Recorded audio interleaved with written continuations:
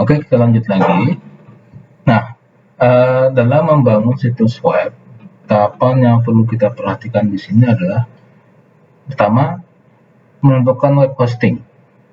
Nah, banyak web hosting yang kita bisa jual, beli, atau kita bisa sewa. Banyak provider-provider di luar yang bisa kita sewa jasanya. Ya, misalkan kita bisa sewa mulai dari uh, infrastrukturnya sampai ke software. Ya, kalau kita biasanya kita nggak perlu ribet ya, kita bangun situs web tanpa menggunakan infrastruktur fisik yang kita bisa sewa. Nah, biasanya mereka menyediakan layanan sewa infrastruktur atau kita sebutnya IaaS atau infrastruktur as a services.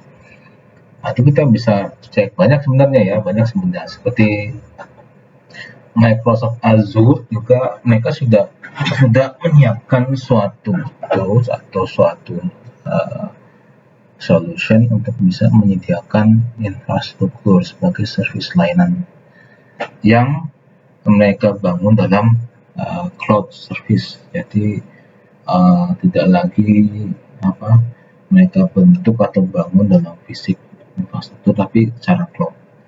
Ya mulai dari infrastruktur, platform, software itu bisa kita sewa. Yang kedua, tahapan kedua adalah membuat dan mendaftarkan nama domain. Nah, ini kita bisa daftarkan nama domainnya, bisa daftarkan nama domainnya belakangnya misalnya .com atau .org misalkan organisasi. Ya. Dan ketiga, buat dan kelola isi konten.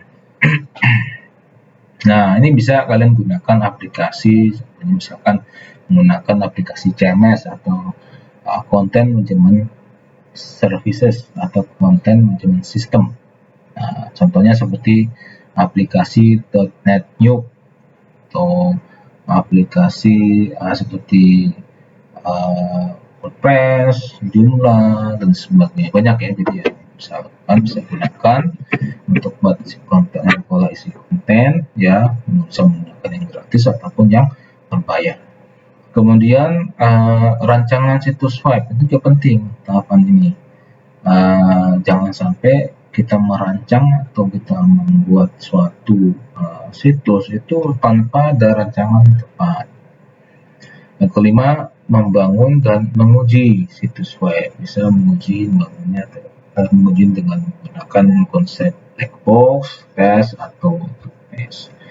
Yang terakhir, promosi dan pemasaran situs web. Kalian bisa juga iklan-iklan produk kalian di media sosial atau di YouTube dan sebagainya. Nah, dalam memilih layanan hosting harus dipertimbangkan pertama ukuran mutu layanan atau SLA (Service Level Agreement), di mana mutu layanan itu penting untuk membangun trust. Apabila ketika diakses atau ada permasalahan dalam akses produk, itu bisa membuat kecewa pelanggan. Nah, makanya kita harus punya ukuran mutu layanan SLA seperti apa. Misalkan website tidak bisa diakses selama berapa detik. Nah, itu kita harus punya patokannya. Yang kedua, persentase ketersediaan atau uptime. Nah, jadi berapa persen barang ini tersedia atau produk yang kita jual tersedia. Kalaupun memang stok out ya atau barang tersedia, ini kalian bisa berikan alternatif lain sebagai solusi ketika barang yang ingin ditargetkan oleh pelanggan ini tidak tersedia. Kemudian yang ketiga adalah jumlah klien saat ini.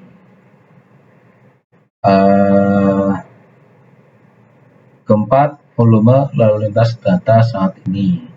Yang kelima, dukungan software, tools seperti Google Analytics, YouTube Analytics.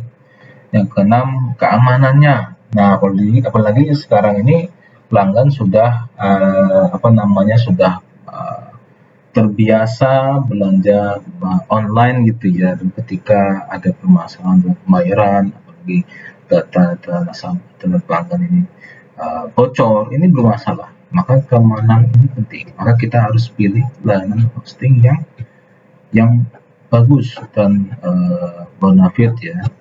Kemudian fasilitas layanan analisa lintas data. Jadi web hostingnya itu punya tools-tools yang bisa kita pakai untuk bisa melihat dan bisa menganalisa lintas data ya yang masuk dan keluar.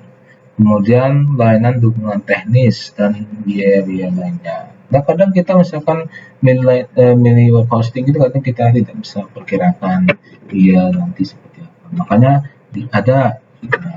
ada namanya buffer cost ya, atau biaya tak terduga. Nah, ini kita harus perkirakan kira-kira berapa besar atau berapa persen biaya yang nanti akan terjadi, nanti akan terungkap bila nanti ketika kita memilih hosting ini. Domain. Nah, dalam memilih domain juga diperhatikan juga, pertama harus mudah diingat dan mudah dieja. Jangan sampai membuat domain orang juga lupa atau nggak ingat. Misalkan kalian bikin domain r7t bla bla bla.com. Nah, itu susah gitu ya. Nah, kalau misalkan bikin domain Kopior misalkan, Kopior kan orang tahu kelapa Kopior gitu ya. Nah, itu mudah diingat ya. Misalkan seperti brand-brand lainnya seperti Aqua ya, Teh Sostro dan sebagainya, itu mudah diingat. Kemudian hindari nomor dan karakter khusus, apalagi menggunakan dash, angka, sebagainya, itu orang dihindarkan. Namanya pendek tapi harus yang pantas ya, jangan sampai nama pendek tapi membuat tersinggung pelanggan atau pengunjung yang datang. Nama harus fleksibel, kemudian pertimbangkan kebutuhan masa depan, gunakan nama lain untuk produk-produknya, hindari merek dagang perusahaan lain, jangan sampai sama. Apalagi sekarang ini sudah banyak digembar-gemborkan, sudah banyak diisukan mengenai nama yang sama walaupun ejaannya beda, walaupun dari hurufnya beda. Misalkan seperti GoTo sudah ada merek dagang yang didaftarkan. Nah, walaupun Gojek dan Tokopedia sudah merger gitu ya, menjadi GoTo, Gojek, Topet, gitu ya, tapi tetap aja disingkat itu orang jadi salah persepsi. Oh, GoTo ini siapa sih ya? Sebenarnya sudah ada sih GoTo ini. Nah, ini juga hindari. Cek nama yang telah dipakai perusahaan pesaing, ya ini juga penting juga. Nah, identifikasi tools dan infrastruktur untuk penjahat tools ini juga penting ya. Kalau misalkan buruk, ini bisa membuat pengunjung merasa tidak puas dan bisa berpindah meninggalkan halaman situs kita. Agar hal ini tidak terjadi, maka kita perlu namanya monitoring website. Nah, contohnya seperti Google Analytics dan YouTube Analytics misalkan. Dan lain halnya juga sejalan ini dia perlu juga tools misalkan untuk monitoring statistik ya, untuk memantau secara rutin ya kualitas data di website tersebut, jumlah visitor, keyword yang sedang banyak dicari dan sebagainya. Kemudian membangun situs yang menarik. Nah, kita pastikan situs yang kita buat itu ramah untuk mesin pencari seperti Google. Nah, kalau misalkan di Google aja susah dicarinya, ya orang juga nggak paham, dia orang juga nggak tahu produk atau situs yang kita bangun. Optimasi gambar. Nah, gambar juga penting. Ya, kita coba atur dan kompres gambar dengan tepat tanpa kehilangan tampilan dan kualitas visual.